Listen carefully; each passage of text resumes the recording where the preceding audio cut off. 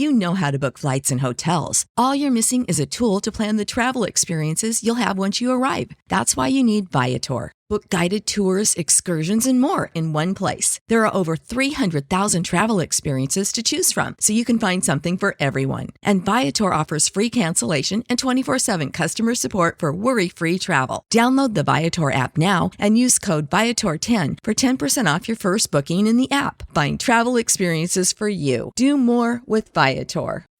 Swimsuit? Check. Sunscreen? Check. Phone charger? Check. Don't forget to pack the 5-Hour Energy. It fits great in a pocket or carry-on, and the alert feeling will help you arrive ready for anything. Now get 20% off when you use code 5HETRAVEL at 5hourenergy.com. Expires April 30th. One-time use only. Not valid with other discounts. Remember, visit 5hourenergy.com and use code 5HETRAVEL to save 20%.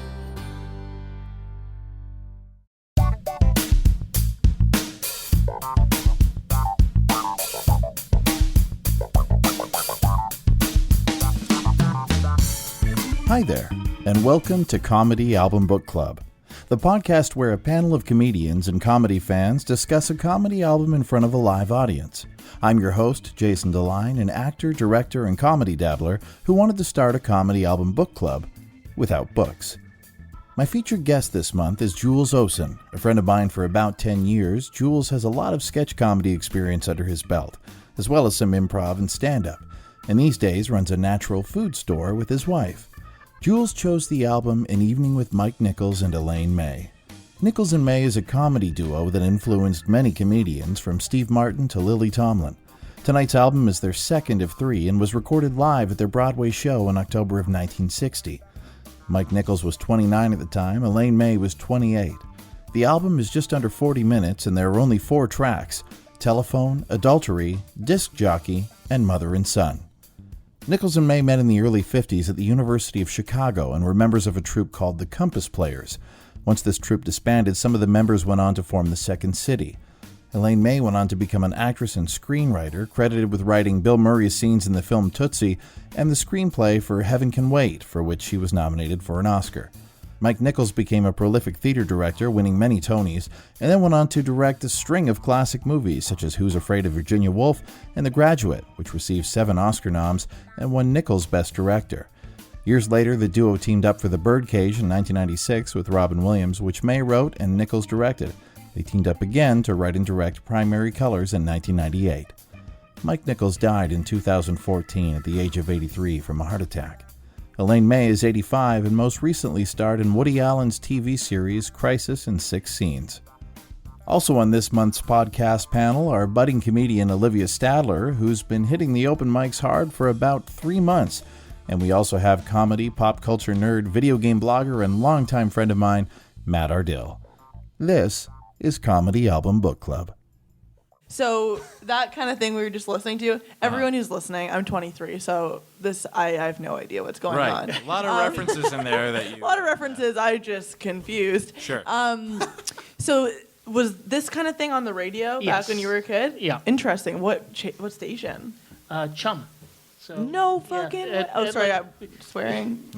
Right, I already you be messed you, it up. Olivia. Yeah, You're it'd be like 23. Dr. Demento at like 10:30 or No. Sunday Funnies, I think, start at 10. So okay, Dr. 10. It's like so a 7 o'clock 7, yeah. So start. It was like, yeah. I would go to I'd fall asleep to it. So what day of the week is this? It was It's Sunday. Sunday. It was Every Sunday. Sunday they would play a few comedy... on Chum FM. Yeah, Chum. Yeah. Like Yeah. so, it was like from 11 FM. until Yeah. like midnight. I'd pass out to comedy.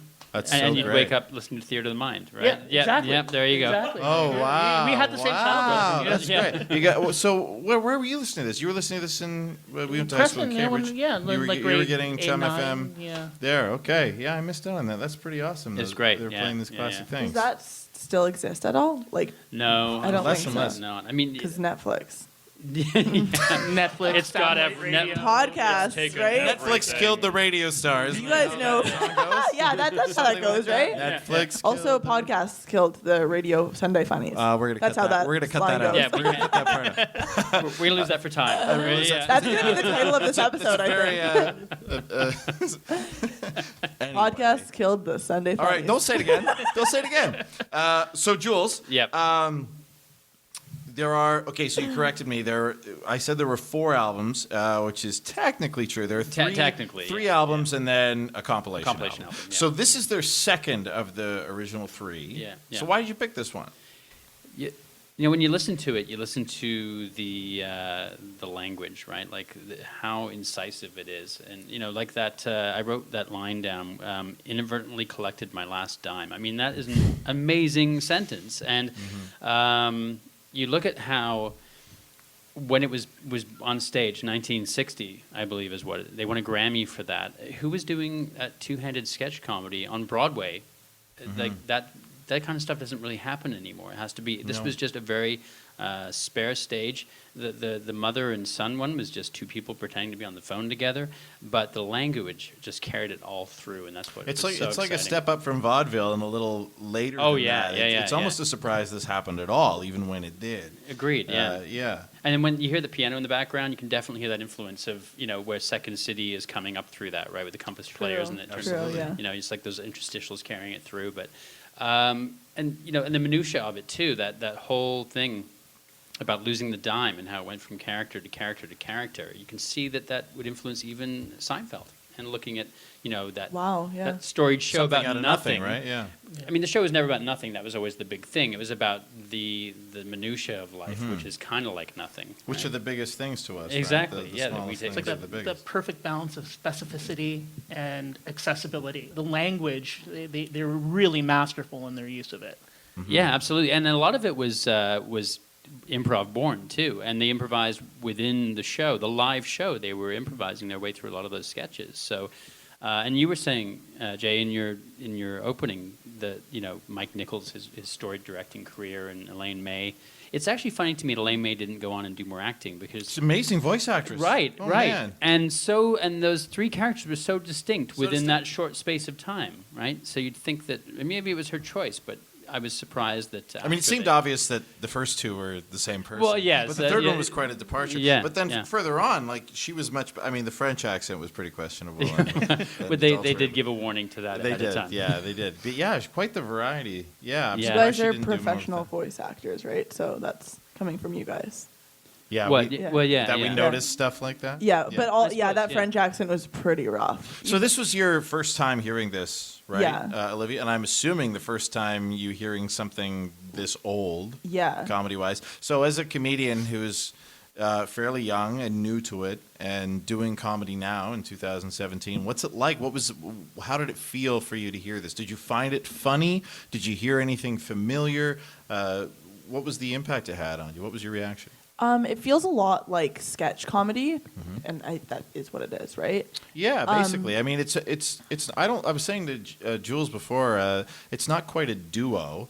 It's not like Burns and Allen where they're just talking. And Yeah, playing off each other. They're Costello, playing characters yeah. and creating scenes. So I think you're right. It's sketch comedy. Yeah, it's interesting. I feel like they all kind of have the same formula where there's like a big reveal at the end of like what it's actually about, like the mother wanting her son to be miserable ultimately at the end of that last one, and then with like, oh, we already rented the room in the adultery scene, the first one, and like that is the part that I found funny. And what's interesting, like the difference in from this to stand up of what I'm seeing is like you kind of like cut to that a little bit quicker, but in sketch like it's all about building that momentum so that the release and like the laugh at the end is bigger. But yeah, I feel like you get to that a little bit quicker in stand up. So it was interesting like watching that build and like appreciating more of the punches in between. Yeah, I found a lot of the lines really funny. I just like jotted down a few that were really great. I like I don't want my mouth to be full when my son calls me, and like it's a mother's dream for wait, what was it? When you have kids, I only pray that they make you suffer the way that you made me. That was amazing. Well, and what I found so interesting about that was that whole sketch to me. I mean, maybe we'll go through and dive in a little bit more into each individual sketch, but that one I found it seems like a cliche now. Like it seems like it's such a trope, such a well-known character, this Yeah, and that's oppressive mother who's aggressive and passive-aggressive, giving you so much guilt. But I feel like then, this is That would've- 1960. I mean, this is fresh Yeah. stuff, you know, and probably relatable, Yeah. but probably new as well, that people were willing to talk about it out loud in front of a crowd. And I find that very interesting. And it's hard to kind of undo what we've already heard since then. Yeah, that's I was saying to Yeah. you. Like that's the thing. You want to kind of look at it and judge it in the context of what else was going on at Exactly, the time. and I understand stage that. and comedy and that kind of thing. And I think maybe only Woody Allen. In fact, there's an interesting tidbit. It was the same booker who booked Woody Allen who picked up these guys and started booking them because I guess he saw that same similarity in use of language Right, that Woody Allen has. But yeah, I mean, I listened to this when we agreed we were going to do this album. I listened to this, and it was really dated and really stale. Sure. And I was like, oh wait, is this worth doing? And then I listened to it again and again and again, and then I realized that it's the root of a tree, right? It's the root of a comedy tree, because like you said, you put it in that 1960s area. And realize how far ahead of its time it was. Yeah. You can definitely hear like Lily Tomlin, one rainy dingy, two rainy. Oh yeah, You can yeah. definitely hear her Steve entire Martin, switchboard like, character. the entire Steve Martin. You can hear that sort of anti-hero kind of. And the dryness Yeah. of it The too, dry- right? yeah, The very yeah. straight delivery. Yeah. Yeah, dry but goofy. Yeah. Yeah. Martin made a career out of that. Oh, absolutely. Yeah, when I was listening to this, and I had read before that Lily Tomlin was inspired by some of this stuff, and I thought, well, she totally just ripped off. That was like sketch. a pretty almost hack in that she totally took it. pretty bad. And a lot of people don't even bother to think back before Yeah. Lily Tomlin. You think she's like one of the pioneers and stuff, but it's amazing to go back this far and see people doing comedy this style. Yeah, and I think we'll touch on. I think there'll be a point where you do the Bob Newhart, the Button Down Mind of Bob Newhart. It's a great album, and his whole shtick was having conversations on the phone with people. Yeah. Which is what a lot of these two did, was having conversations Yeah. on the phone with people. And Newhart does a lot of the stuff where he sets it up and says, and I believe it would sound a little something like this. Yeah. And that has become such a hack, Yeah. cliche thing for a comedian to say. absolutely. And so listening to him, you have to go, well, wait, he might have been the first person to Yeah, say yeah, that. yeah. So, you got to Yeah. give him credit for that. Absolutely. It's interesting. It's Yeah. interesting. And it's impossible for any of us on this stage to go back to that and know what it was like. Right. But, With but it's fresh fun ears, to... fresh eyes. Kind Yeah, of thing. exactly. Yeah. Yeah, it's crazy. Like what you were saying about this being the roots and like appreciating it within its context is like so important, because as comedy nerds, we can all totally appreciate this. But if we made someone who has no interest in comedy, who could alternatively be listening to like the new Louis C.K. special, listen to this, they would be like, this is trash, because they can't appreciate what it's worth. Like, if we're gonna be like honest, I don't find this funny in this day and age. Like, I found certain lines funny, but it's like, I'm not gonna pretend like black and white television is more entertaining than like color television, or like I'd rather use dial-up internet than like modern day internet. You know what I mean? Like, let's be honest with ourselves, okay? That's great. That's great. I feel old. That's so true. Interesting perspective. Yeah. But yeah, I as a comedy nerd, I can definitely appreciate it. I'm just like, I'm not going to be like, check this out, guys. Like my friends who don't give a shit about comedy, because it's not the kind of thing that's going to turn them on to comedy. Right. Yeah. Well, But yeah. I mean, it was interesting what you said before, Jules, was about the language. And I feel that comedians often speak the language of their time. And if you listen to something like Louis C.K. now, who is, one of the most popular comedians on the planet, he has a very effortless, casual style. And I feel like he doesn't talk down to people, but I feel like he wants to. I mean, he's a multimillionaire, but he wants to sound like a blue-collar guy. Like an everyman. An everyman, yeah. That's his audience. He knows that. Yeah. And he crafts his comedy to appeal to that. He's not a dummy. But I feel that in the 60s, it was more of a performance thing. Like there was but less not of the just breaking performance. the third wall. It was a virtue to be intelligent. Yeah. And you didn't have to be on the same level as your audience. It was okay to be smarter than them. Yeah. Larry the Cable Guy would have not flown in the 1960s. No, nobody wants to go and dress up and go to the theater and pay to see someone who's dumber than them. I mean, sure, there were clowns and things like that, and there were different types Yeah. of Now comedy. everyone has an ego problem, so there's all these machismos in the audience that are like, "You're not funny," or "You're not smarter than me," and like they want the person on the stage to be like, "I'm a bag of shit." Like they don't, you Right. know? Yeah. This is before self-deprecation. Yeah. And bathroom humor, really. I mean, this was clever wordplay, and absolutely. every word was well rehearsed, and it was respected back then in a different way. I think. Well, yeah, I mean, the That's fact that it was on Broadway. The fact Well, that we were listening to this as a Broadway album. People were in that it won tuxes listening to that this. it won a Grammy. Wait, I mean, did they do this like in costumes on a stage too, or was this? Well, no, I mean... That's all a good question. I don't know. Photos show, like shirts, ties. Like, again, Yeah. very much Second City, like pared down. Got it. Right, Got yeah, it. Cool. More about the situations and language within the situations than the visual. It of was almost recorded for audio. Yeah, like I mean, Yeah. it works just as well not seeing anything. There are no. You never get the sense that you're missing a sight gag. And I hear comedy albums now where I feel that. You hear a comedian say something like, "You ever see someone walk into a room like this?" And then you hear the crowd go nuts, and you're just thinking, well, this was wasted on this album. Yeah. Why is? Thanks for putting that on the No, track. I don't know what you mean. Why are comedy albums still part of like the Grammys as being evaluated? Like why aren't like specials evaluated like in the Emmys or like the Oscars or something? Emmys, it's musicals and comedy, Oh, cabaret kind of. So it's like is that a new category? No, it's been around for a while, but that's like Colbert lost to like several years ago. Like I can't remember, but like Bing They're not the Crosby or same something thing like though. that. That's weird. Like, Someone please get on your iPhone and Google. Yeah, this right. now Yeah, so we can someone have get their dial-up out. We have no information. Call I back. don't even know how to look that up. But yeah, so there. That's what we call it, callback in stand-up There are comedy. There you go. Yeah, there is a That's not a comedy special, callback, but but anyway. it's like a toss away, which it yeah. really Yeah. it should get more respect than it does. Well, I suppose, and to answer your question, Olivia, comedy has never, and I still think this is the way, the general public does not respect, or even the awards givers don't respect comedy as being Yeah. something that actually takes the skill that it takes to wrench your guts out and pretend that your son just died and you fall down in the grave. And Well, you all the cry best your eyes comedy out, right? seems effortless. Right. Exactly. So people assume there was It's no effort effortless. put in. That's Right. why How ignorant everybody is that? That's why an everybody thinks they can be a stand-up. Exactly. Right. There's- Every yeah. time you tell someone I do comedy, they're like, "Oh, I could do that." It's Yeah. just like, okay, fucking do it. come on down with me tonight. Get Yeah. up there. Yeah. And we'll see if you can do it. And even look at the fact that it's a lot easier for a comedian to cross over into drama than it is to go the other way. That's true. Because they already are so, that comedy is so invested in drama. Like good comedy Has to come from tragedy. It has they to come say, from right? something that's real, Yeah. right?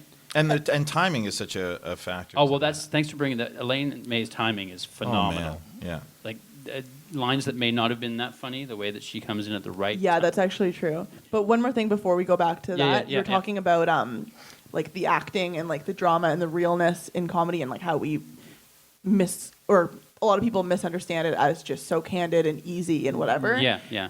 As a result of that, I feel like a lot of the time people don't understand that comedians are doing characters, which is why I feel like so many comedians get into trouble. They're like, Amy Schumer's racist or this or that, or this is just like, no, they're doing a character on stage and all of their jokes play into that character because that's what works for them. And I feel like a lot of people misunderstand that because, again, they misunderstand the whole idea or the whole notion of comedy being... I suppose a good prime example of that would be like Andrew Dice Clay, right? I Like don't know who that is. You don't know who Andrew Dice? Okay. Now that is crazy. That is crazy. He actually has a He show. peaked before she was born. No, but to he be has fair. a show. He has a show again. Apparently, he's. Am I going to be reinvited on this podcast? Probably not. It's a fun perspective. I love it. Yeah, it is. No, but Andrew Dice Clay was this. What was the? You said someone said Have you machismo. have you seen Pretty in Pink? No. Well, that was his. He's doing that whole. He does a lot of business in that. It's and the Dice Man. The he Dice plays Man. himself. Yeah. Yeah. Anyway, yeah, there's nowhere to go from that. No, not everyone has seen Pretty in Pink. Back to what you're saying, Jules. just saying. For those who have, you know what we're talking about. For those who haven't, don't worry about He it. created this really bombastic macho character. Yeah. that Oh, was wait. Yeah. completely- He's almost yeah. like Tony Danza Well, yeah, if he but- was a greaser. Right, but also so offensive, like yeah, offensive. yeah. And he was selling out Madison Square the way CK does. Like Yeah. he was doing three nights dirty at Madison- nursery rhymes. Yeah. That was a big. love He part was of his- selling out Madison Square Garden Yeah. 3 nights in a Hickory row. Dickory Dock. Yeah, we know. Yeah. We'll leave it there. Yeah. Yeah, yeah. And then what rhymes with Doc? Yeah. Well, yeah, exactly. Yeah. That's Yeah. awesome. Smock. Yeah. A lot of smock A lot material. of Yeah. a lot of Yeah. artist smock jokes. Yeah, he was an artist. He was. So much misinformation on this podcast. It's just so PG. Well, we're all Rhymes having a with good cock, time. everybody. But yeah, I feel like that was a real moment in time. Like he's not going to be remembered. I mean, he might be remembered for not great reasons, but he's on nobody's top 200 list of funny comedians, right? I would Yeah, think he's- absolutely. You know, it's kind of a hack thing that he did. I mean, we're really becoming just real snobs about this, aren't we? Well, this is but it this was- is what comedy geeks do. I Right? guess They so. dissect But he and, he created this character, and I feel like he became that person. Yeah, well, there's yeah, definitely yeah. there's like Or it was maybe like he always Kinnison. was. It was like Kinnison, where the character Yeah. bled into the real You couldn't life. help it because that's what everybody wanted from him anyway. Yeah. And I remember a few years ago he was on CNN and they said, so Dice, we hear you're back, and he's like, he got really angry. What do you mean I didn't go anywhere? And he took off his mic and threw it down, and he dropped some F-bombs on CNN and then Yeah, he walked left. away. Yeah, And yeah. yeah, Like, well, you're and then that Dice, comeback like, was his publicist- instantly over. His publicist called him and said, "Great work." yeah. HBO just called. His publicist was his dad. Yeah, it's totally true though, because if you know that what works for you is that character, and then you're just trying to channel that constantly in your real life, Yeah. then how do you not let your real life and your comedy intersect? When you, Yeah, that's an interesting point. Yeah, I even mean, find Larry that- the Cable Guy, yeah. when he's on talk shows and he's being interviewed, he doesn't. I mean, he doesn't talk like that in real life. That's not who. Oh yeah, Well, I I mean, heard his his voice fir- the other day, and it blew Yeah. my mind. It's so weird, but Yeah. he His keeps original that act, up. He was dressed like me, you know. Yeah. a Yeah, button-down terribly. shirt, like and Terrible khakis. taste. Yeah, ugh. But now it's like you wouldn't know that. Like my mother No. watched the blue collar comedy. for the listeners tour. at home, he's wearing pajamas. yeah, with feet, fuzzy feet, With and fuzzy a tail. feet. Inside out, trap door open. Love the I love Trapdoor the ducks is are open. great. Yep. Please close it. But yeah, like if you were to show my mom his original stuff, she'd be like, "Who's this?" Because it's like he Totally, found yeah. an act that worked, and he just lost himself And in the totally character. distance himself. He's Yeah. never on anything where he says what his real name is, and I don't know what his real name is off the top of my head. I just know him as No, Larry the Cable no Guy, clue. and he was an okay comedian. I've seen some Yeah. of his Yeah. old stuff, but yeah, you find your niche, you find your character, and you're right. Like the way to keep promoting that is to stick to it. Well, So- it's like Tim Allen finding the thing, right? Oh, He yeah. found that by accident, and the audience responded, and then he just kept pushing that character. Yeah, pushing he was a and pushing. great. I remember seeing him doing stand up like HBO specials, and he was awesome. And then that turned into a homogenized version for Home Improvement. Yeah. But that was his career maker. I That mean, was. good for him. But yeah, with Andrew Dice Clay, it's interesting to think like how much of that is he keeping his brand up. And how much of it is he's just turned into a jerk? I actually think though, like speaking as in my humble experience as a stand-up comedian for 3 months. 3 months. 3 months. 3 months deep, everybody. 3 month. So trip. what I do is I channel like entitled ditzy millennial, which is what I am, but I play it the fuck up.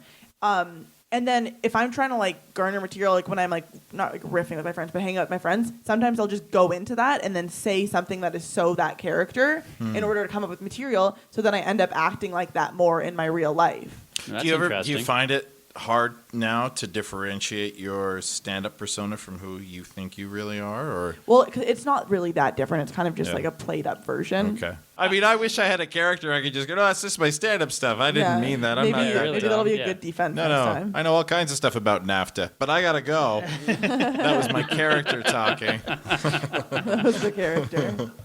Lock her up. I wanted to go back to what you were saying about how, Amy Schumer, right, says something racist or another comedian.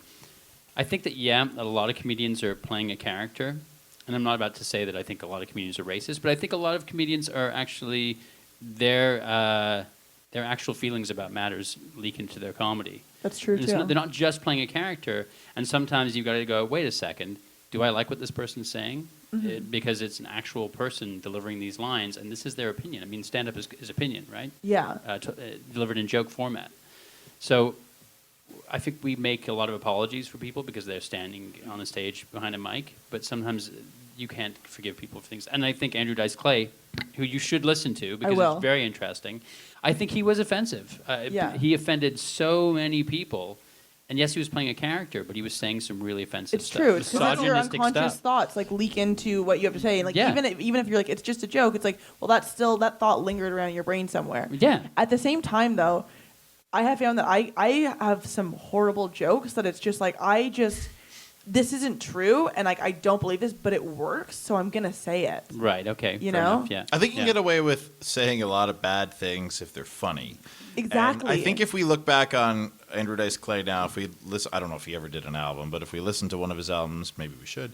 I don't think we'd think it was good. I think we would think, oh yeah, that's quaint. 30 years ago, people would have been offended by that, and so would have went, I can't believe he's saying that. Now clap, it's clap, just clap, a rude clap. guy on stage at Madison Square Yeah, Garden. but people used to like to be titillated in that way, Yeah. to say the things no one would say. Yeah. Now, 30 There's years just from now, who knows nothing- what people will be yeah. saying. But now it feels like there's, people can say whatever they want. Yeah, I mean, like people can wear bras in public, and it's just or like no bras actually is the new thing. I think that right? makes more sense. I think people have been yeah. wearing bras since People they were wear bras No, in no, so public. I mean like just a bra, like Right. Oh, you know what okay. I mean, like Sue Ellen as, Michigan. as a shirt.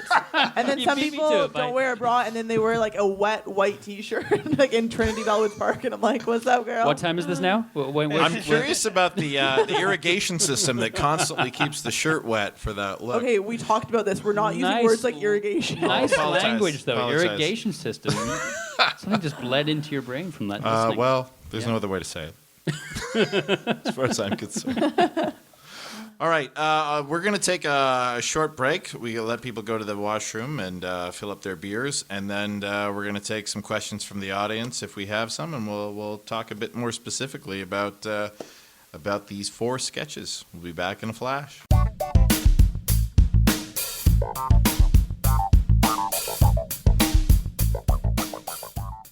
Okay, we're up and running. Okay, Bad man, Jim. we're back. We're hydrated. We're back, baby. I'm a bad man. I've been told I'm a bad man. I did bad things in the break, apparently. So we got a couple of comments and questions from the audience during the break. Corey mentioned the baby talk at the end of the mother and son sketch. I love Yeah. that. And we talked Hilarious. about how it might be I think, Jules, you said it would be a perfect blow line to just say, oh, honey, if only I could believe that you're unhappy, I'd be the happiest mother in the world. And then bang, And you do that would be a blackout, great right? end. That's- But then, so why do we do the baby talk? Are they just trying to hammer home the idea that he's regressing That she's reduced to make him to happy? being- Yeah, she's Oh. manipulated him. infantilizing him Yeah, literally. and then Yeah. by the end of the conversation, by the end of that baby talk, she seems really happy. That's true. And she's got her baby won. back. And she had said earlier on, when you're an 80-year-old man, you'll still be my baby type of thing. Yeah. So were they just trying to illustrate that mommy always wins and she can eventually manipulate someone to that point? I did take one writing class at Second City, and they were telling us like it's kind of there's like a battle when you're like there. It's like either it doesn't matter how many characters. There's maximum 6, right? But there's always like it's like 2 against 4 or 3 against 3. But like one side kind of wins usually. And you feel the mother won? And so the mother obviously, won. right? So it's just like she wouldn't have won if she had just said that line. She might have won, but there would have been no recognition on his end that he has accepted that she won. That's So- interesting. That's really interesting. Yeah, not Yeah, just ending yeah. on the joke, but they went one step further and ended on a change of status. Yeah, exactly. Well, this is kind you, of... you heard it here first. I said there you something go. that There you go. contributed something valuable. Oh, that was great. We were talking about how this was the roots of everything and how the language was... This album is the roots of everything. This album is the roots of everything. I don't think electricity was around until this album. This is the- No, This is the they roots actually- of the There was a roots. hamster... The roots of the roots. there was This a is the hamster first on thing Broadway. they did. heard this yeah. album and Broadway decided was to be a powered drummer. by a hamster in a Yeah. cage. Yeah, as soon as they got like audio, they were All like, right. "I know what we got to do." Okay. I'm sorry, I couldn't. That's I had to okay. attack No, you. of course you couldn't That's what I resist, do. but that's fine.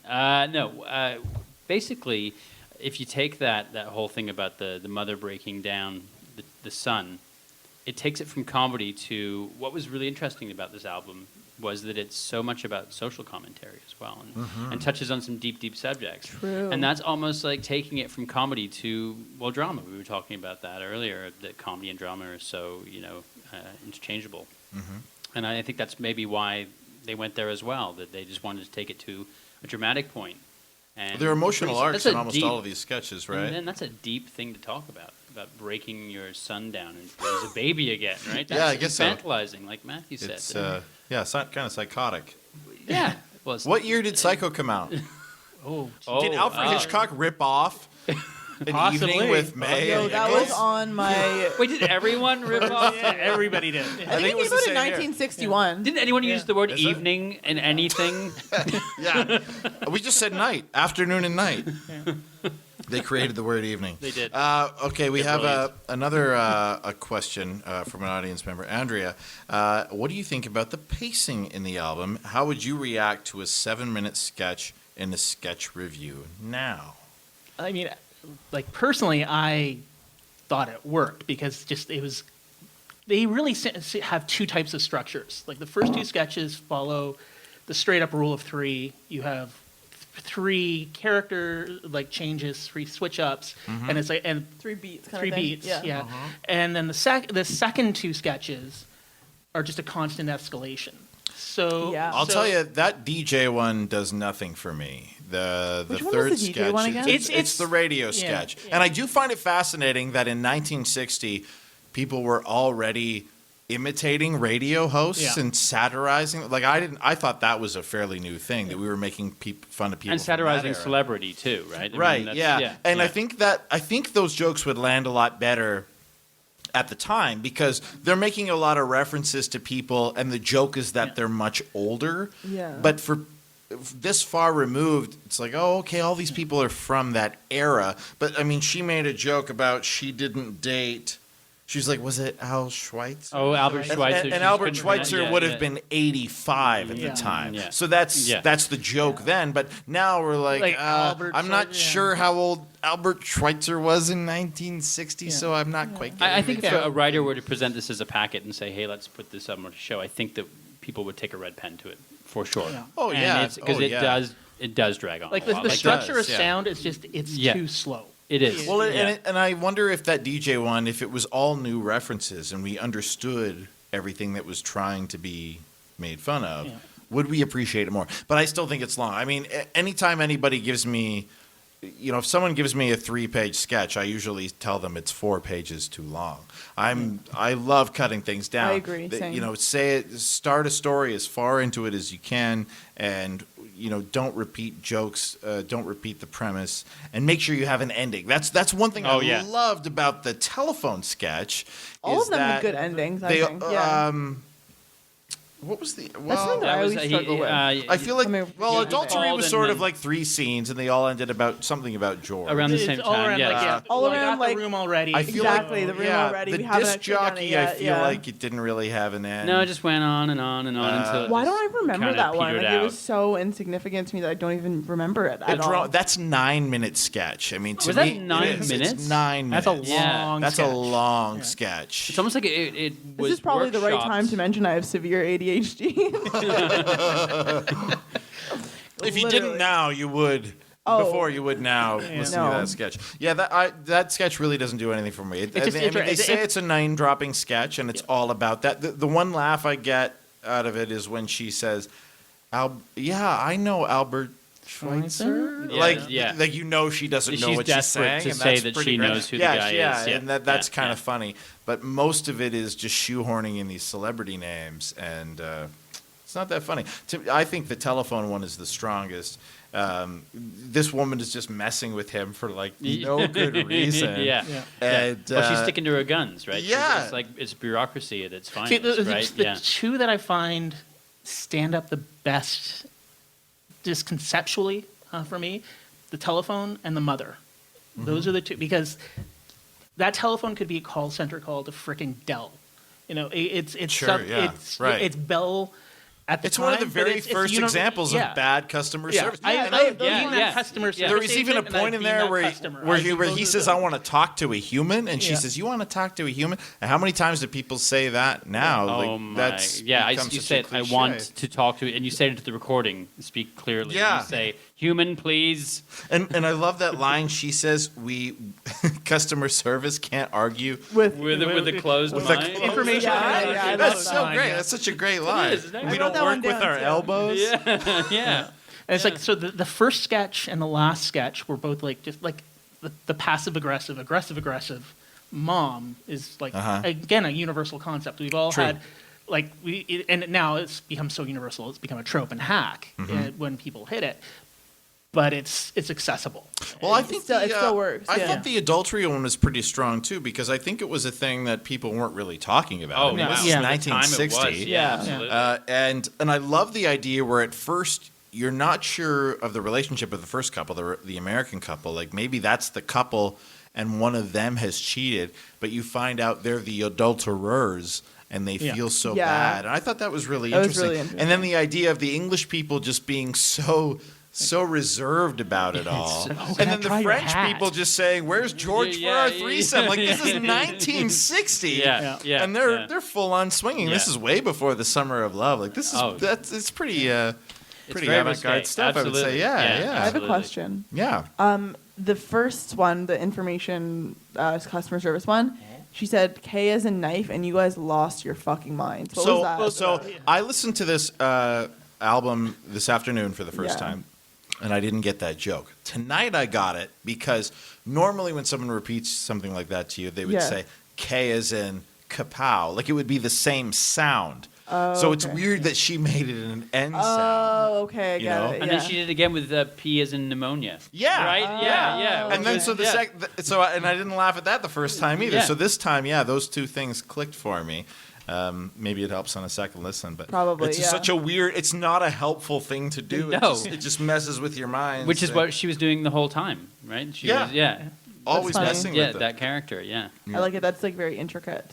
Well, that's Yeah. the thing, right? It is so intricate. It's, but yeah, I definitely think that as much as we gushed over the language and the performances, they would be pared down a lot if you were to put this Yeah. back on stage. You would not let that disc jockey thing go on for 9 minutes. No. You probably wouldn't let the mother thing No. go on as long as it went. They went a long time, and they repeated. Yeah. Unless it's a very, I mean, to me, unless there's something with like 4 characters and you've got an A, B, C story, you've got a lot of things going on, beginning, middle, end, and the climax, and nothing needs to be longer than 4 minutes. Well, in my entertainment is opinion. just getting so much more like concise. Like concise, yeah. Yeah. And just in general, like Vine, you know, like think about where our entertainment is going to. Like everything is so fucking fast paced. Yeah. Because no one has And how attention long? spans anymore. I think that's defunct now. Yeah, it the is. Vine videos. Yeah. But how long were Yeah. they? 10 seconds? R.I.P. 15 seconds. no, Yeah. 7 seconds. 7 seconds. 7 seconds. Instagram is Hey, but- 30 seconds. It and- feels like years. I can't watch a full one. I've seen Vines that are freaking solid comedy.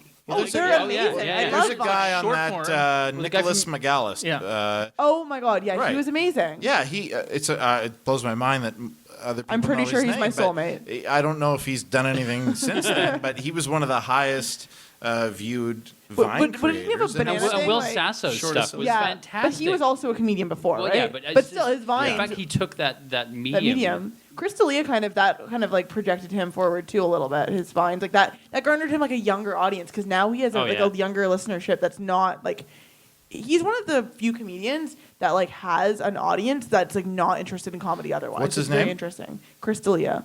Crystalia. I don't think I even He's know who that is. Pretty trash. See, now He's she's throwing it back at pretty true. us. We're like, oh, you don't know? She's like, Crystalia. We're the dinosaurs. Okay, old He's guys. like, yeah. So in a way, this is sort of the tick to like Vine's talk. Like this is from a Oh, period where yeah. people would write a long form letter in cursive and send it for thank you for your thank you note to my thank you note. So this is Yeah. it's There's a sketch about that. I can't. Yeah. If someone did that, I would We did call the one of police. those about It's pizza ridiculous. delivery where it was Elizabethan times, and the queen had to write to order a pizza, and then weeks later he would show up with his crustiest of breads or craziest of breads. That's awesome. It was an exchange that would take months and months When and was a months. Key and Peele one where they thank you for inviting me to the wedding, and they send a wedding thank you gift, and they're like, oh no, that's not going to happen. They send a gift to the gift, and it keeps For going. thanking for the gift? Yeah, it Yeah, just yeah. keeps Yeah. escalating until one of them's homeless. But that is so. That's so. It's almost like if you think about.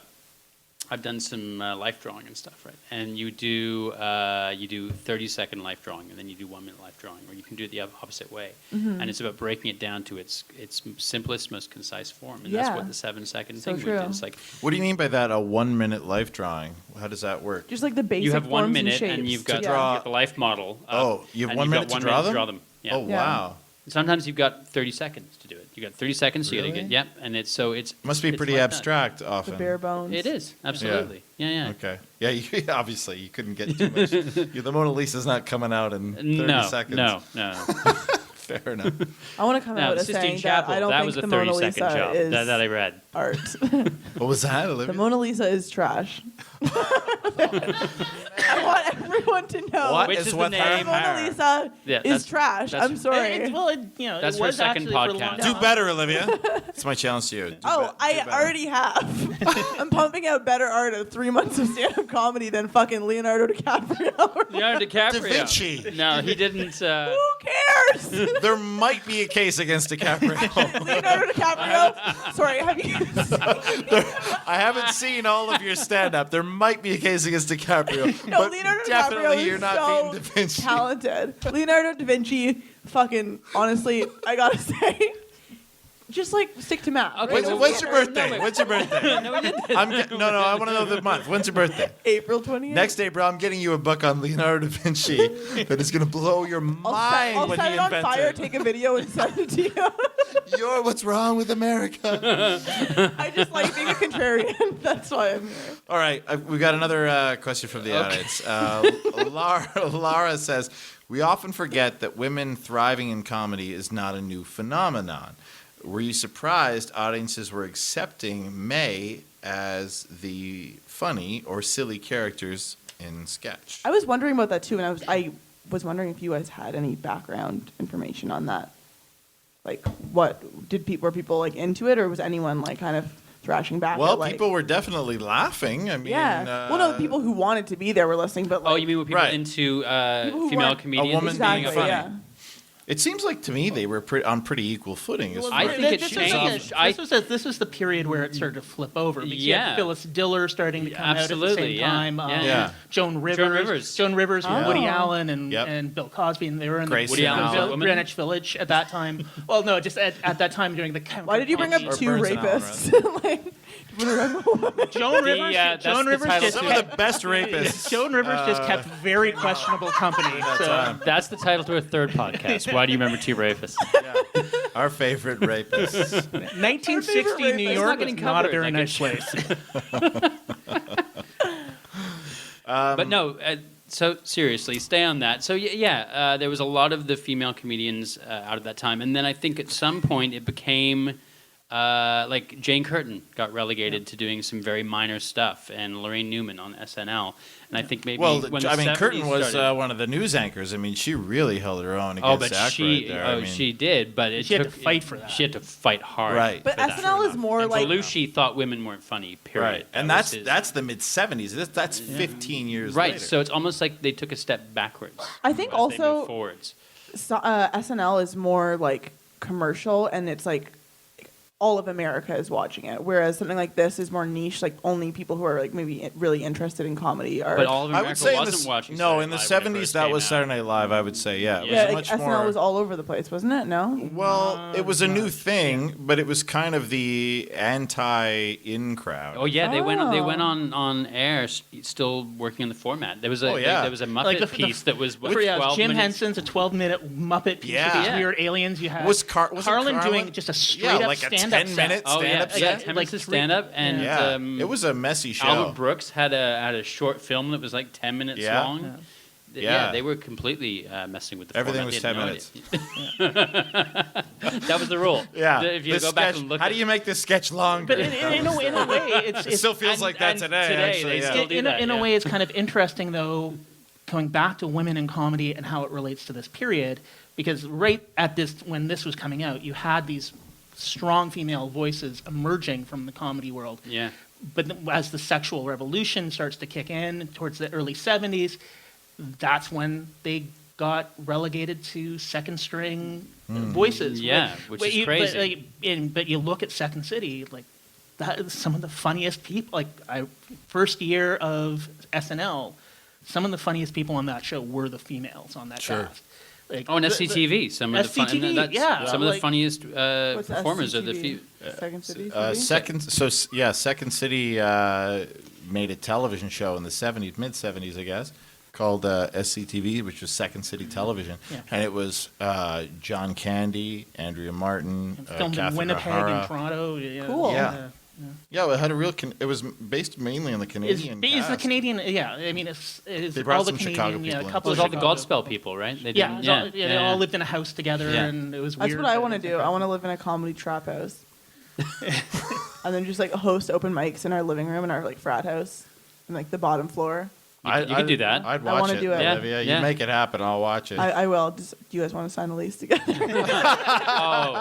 So I don't want to be in it. This is going. No, I didn't see that coming. Yeah, Yeah. yeah. Can you guys pay my rent? That's where that's. If you're looking, Co-sign you want. I want to live in a comedy Audience, car. wait, let me give it- comedy, This is a long con, Lexus. Olivia. The whole reason she came on this podcast Yes, is so I she just- because she doesn't want to She's pay rent. Machiavellian. I needed a platform. Pretty If you're clever. listening and you're out there and you want to sign a lease with me, I'm looking for roommates. We're cutting all also, of this. if you want to pay my rent, my address This is not going on. Whoa, This no, is no. not Please, going on. just for your safety, please don't give out your address on the podcast. Okay. Well, you But can make- find me on Facebook. Well, yeah, that's true. Slash My stop. information is all out there. I'm very worried. As are we. I wasn't before, but now I am. As the minutes go by, really. All right, guys. Matt, give me your final thoughts on an Oh. evening with Elaine May and Mike Nichols. I think it's just a really formative piece of comedy. Like it is to sketch sort of what some of those Greenwich comedians of the era, like Lenny Bruce, was to straight stand up. It's the reference point that next generation built up from, that the generation after that drew from. So Do you believe a lot of people saw this as a reference point, or we can see that now looking back I think and having like access? if we like people from our generation probably wouldn't recognize that, but you go back, it's like you listen to Lenny Bruce today, he kind of sucks, but hot take there. But a comedian who heard him for the first time on the stage, it's like that changed the way he Blown did away. comedy. It's like watching the Sex Pistols and getting Joy Division. So I think for sketch and long form comedy, for a lot of people, especially since Second City sprung out of these two to a large extent, it really shaped a lot of what was to come in comedy. Right on. Olivia, your thoughts?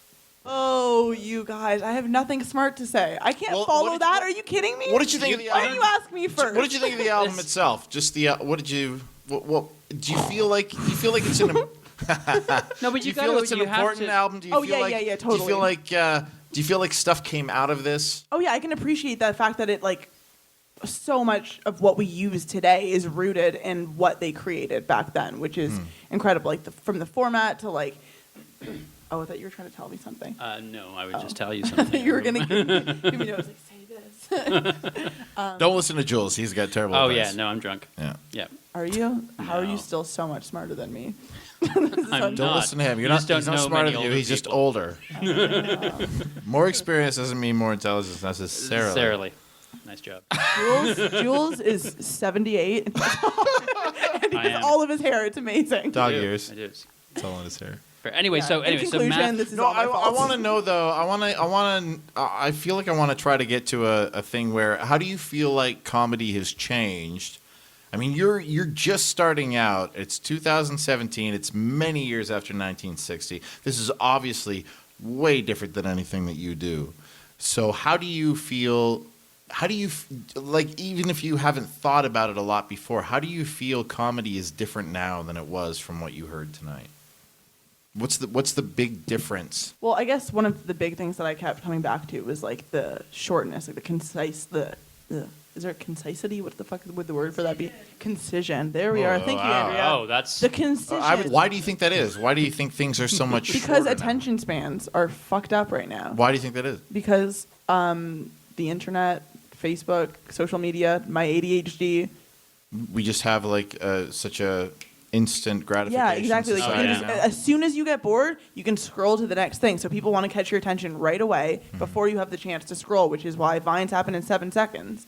So do you think people in 1960, they were just so excited to have someone who was smart and funny? That they would Like a half an willing hour to listen wasn't to really it for that long, Yeah, much longer. right. Yeah, exactly. And now Yeah. there's so much content out there that it's like we can be picky about it. So you want to like jam pack as much information as you can like into one bit or 1 hour special or one sketch. We can also skip bits now. I mean, when people went to see Broadway to see May and Nichols, they sat there and watched the whole thing. But now on Spotify, if I start listening to the first 5 seconds of the telephone sketch, I can skip to whatever one Well, it I was want. like even like Here's one of the almost first what conversations joke I we want. had was about radio. It's like think about like my dad would tell me like we would just sit around the radio like all Saturday and just take our turns listening to like an hour of the station, and like you'd sit through all the commercials, you'd sit through the songs you don't even like.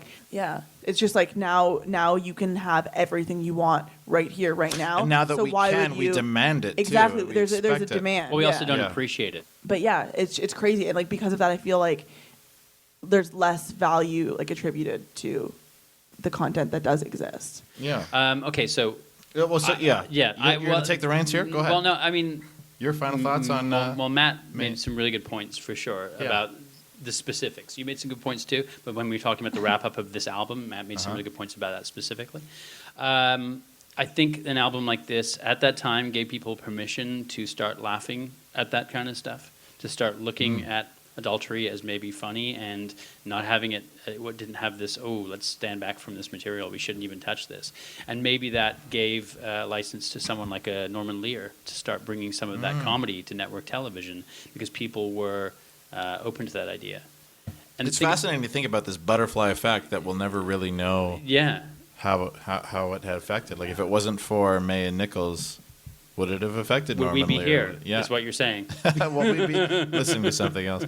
Hopefully. But Yeah. carry on. It's just very interesting to. It's really important to take this and put it in the context with which it was listened to at the time, because obviously, as we said, it's not as funny as we want it to be. It's longer than it needs to be, but it's important because it was making some really strong, bold choices for an audience at that time, which is what I found interesting. And what have you heard? Have you listened to all the 4 albums, or all 3 albums? Actually, I'm glad you asked. There's a bit. They did this album that was He basically all refuses to say yes doctor or no. He sketches. just can't do it. Well, yes. There's a bit where it's all these doctor sketches. Yes, but let me answer this in a much longer way. Yes. No, go on. I know there's another album called Yeah, I can't- May and Nichols Go to the Doctor, or yeah. Investigate And Doctors. there's a or great something. sketch where the surgeon is in love with the nurse, and he's basically holding the operation hostage until she says that she loves him, and it's manipulation all the way Yeesh, through. Yeah, creepy. well, but it's really funny. So they just did a lot of really interesting stuff. So why not that album? Why this one? It's funny. I thought when I was picking this one, that was on it because I don't, I've heard the Sunday Funnies and I've heard these bits pulled out of context. So I thought this was a longer album. I didn't realize it was such a short show. So I thought that was part of the album. So I thought when I was picking Mike Nichols, I didn't realize they had at that time. All right, ladies and 3 gentlemen, separate we albums. listened to the wrong album. No, we didn't. Never mind. I meant to pick Muppets. If you made it this far, So this wasn't we the are so Muppets. sorry. This wasn't the Muppets, is what you're saying.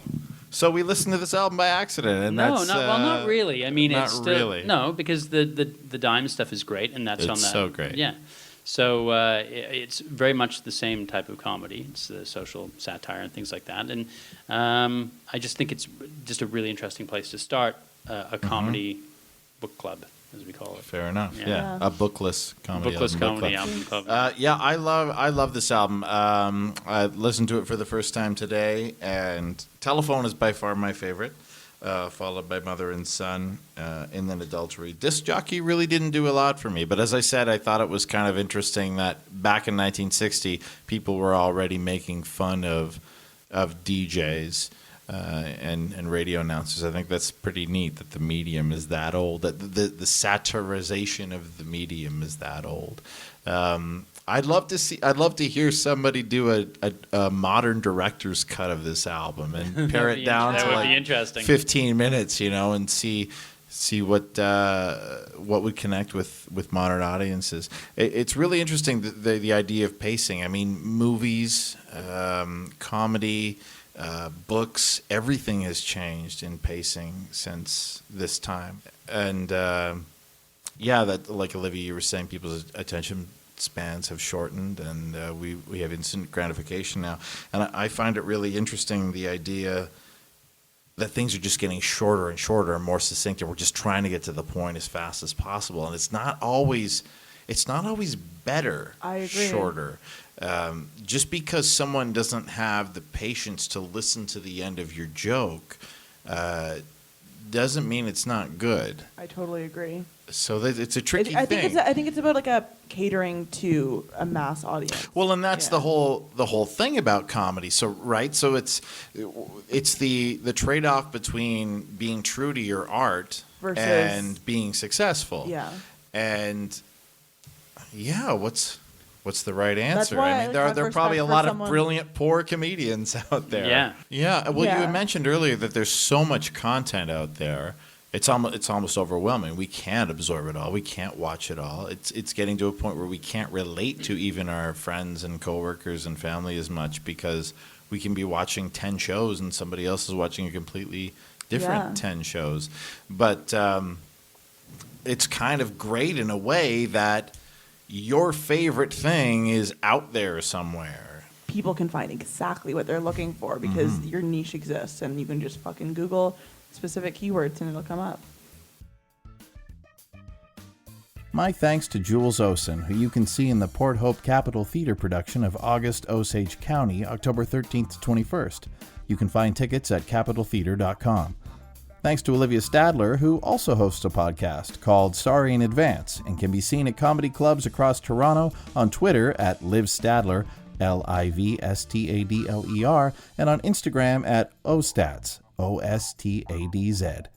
Thanks also to Matt Ardill, who can be found on Twitter at CommonPerson and on his video game blog, theafteractionreport.com.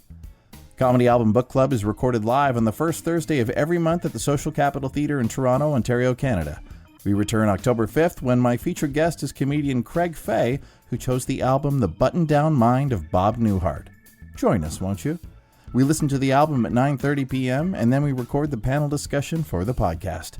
Tickets are pay what you can, with some proceeds going to Covenant House, Canada's largest agency for at-risk homeless and trafficked youth.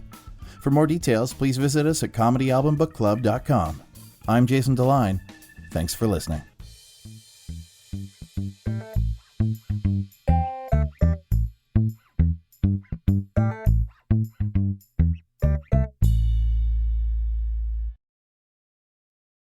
Support for this podcast and the following message come from Corient. Corient provides wealth management services centered around you. They focus on exceeding your expectations and simplifying your life. Corient has been helping high achievers just like you enjoy their lives more fully, preserve their wealth, and provide for the people, causes, and communities they care about. As one of the largest integrated fee-only registered investment advisors in the U.S., Corient has deeply experienced teams in 23 strategic locations. Corient has extensive knowledge spanning the full spectrum of planning, investing, lending, and money management disciplines. Leverage Corient's exclusive network of experts to craft custom solutions designed to help you reach your financial goals, no matter how complex they may be. Real wealth requires real solutions. For more information, connect with a wealth advisor today at Corient.com. That's Corient.com. Corient.com. When you visit Arizona,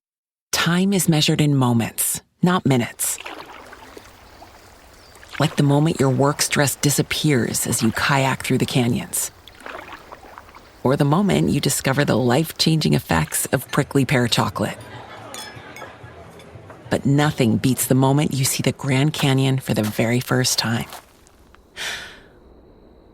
Visit a new state of mind. Learn more at hereyouareaz.com.